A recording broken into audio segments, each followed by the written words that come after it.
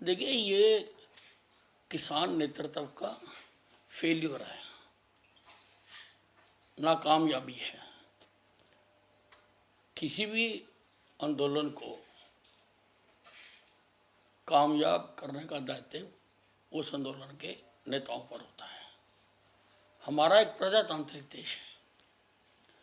प्रजातंत्र में मसलों का हल लाठियों से या धक्का मुक्की से नहीं होता। प्रजातंत्र में मसलों का हल बातचीत से होता है।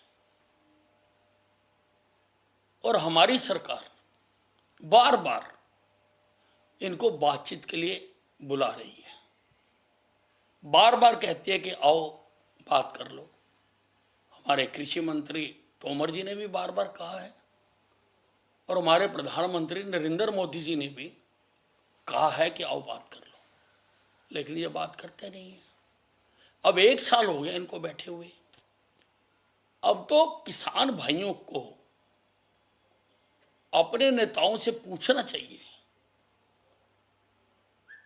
कि 1 साल हो गया, तुमने हमें घरों से लाकर सड़कों पर बैठा दिया। जिस मुद्दे को लेकर आप आंदोलन कर रहे हैं उसमें कितनी प्रगति हुई, कहां तक पहुंचे हैं आप?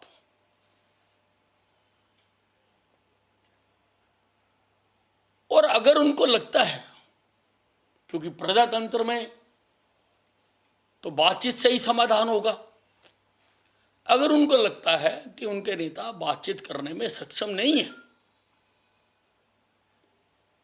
तो उनको नए नेता चुनने चाहिए, नए वार्ताकार चुनने चाहिए। प्रजातांत्रिक देश है, सबको आंदोलन करने का अधिकार है, हम भी करते रहे हैं,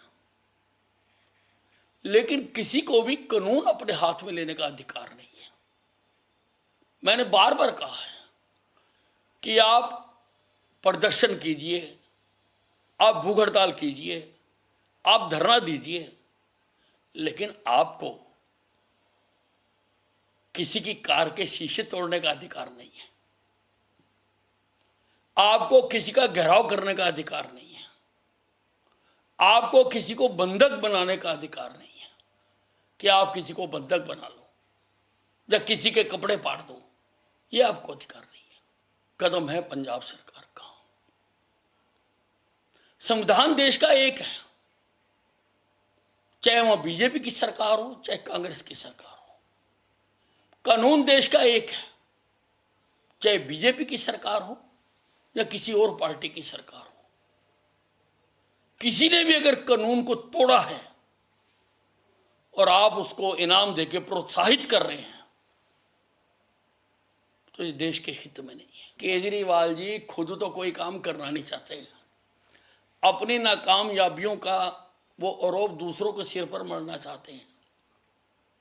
कभी वो छठ पूजा आ गई तो उनको याद आ जाता है कि यमुना का पानी गंदा है, उसका आरोप हरियाणा पर लगा देते हैं। प्रदूषण हो गया तो उसका आरोप हरियाणा पर के किसानों पर लगा देते हैं। ये ठीक है, प्रदूषण नहीं होना चाहिए, हम भी मानते हैं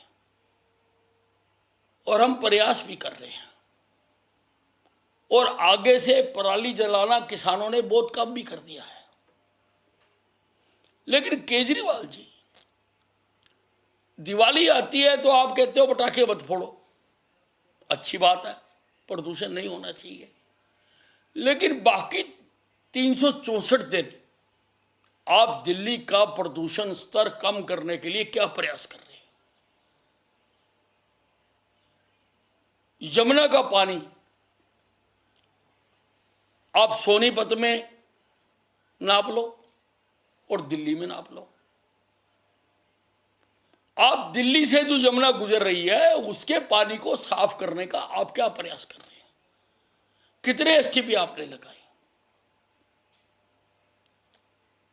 दिल्ली से गुजरकर जो दोबारा हरियाणा में पानी जाता है, फरीदाबाद में मथुरा तक आगे जाता पानी, उस पानी की जाके हालत देख लो। इसलिए सरकारें कभी भी केवल प्रचार के बल पर नहीं चला करती, सरकारें चलती हैं काम के बल पर। अगर आपने कुछ दिल्ली में प्रदूषण को खत्म करने के लिए किया होता तो लोगों को आज ये परेशानी ना होती, लोगों को गंदे पानी में खड़े होकर आचमन करने की नौबत नहीं आती। नहीं, किसी प्रकार की किट की कमी नहीं है। और मैंने आदेश दे दिया कि जितने एक्स्ट्रा बेड क्रिएट करने हैं उतने एक्स्ट्रा बेड क्रिएट किए जाएं, जितना और स्टाफ लगाना उतना लगाया जाए, और हर मरीज का हम मुफ्त इलाज कर रहे हैं। हम प्लेटलेट्स भी उनको मुफ्त चढ़ा रहे हैं जिसको जरूरत पड़ रही है। हमसे जुड़े रहने के लिए हमारे YouTube चैनल को सब्सक्राइब करें और नई वीडियो की नोटिफिकेशन के लिए बेल आइकॉन को दबाएं। अगर आप ये वीडियो Facebook पर देख रहे हैं तो लाइक जरूर करें और ज्यादा से ज्यादा शेयर करें। धन्यवाद।